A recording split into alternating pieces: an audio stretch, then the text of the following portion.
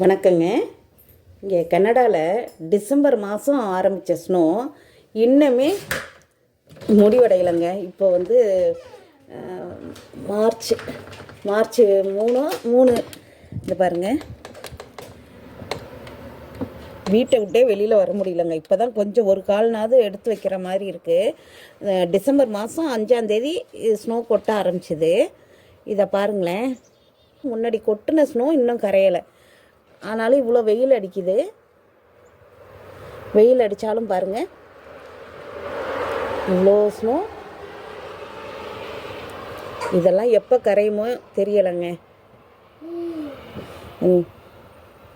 வீட்டு வாசப்படியில் கூட காலை இப்போ தான் இந்த மாதம்தான் கொஞ்சம் கால் வைக்க முடியுது.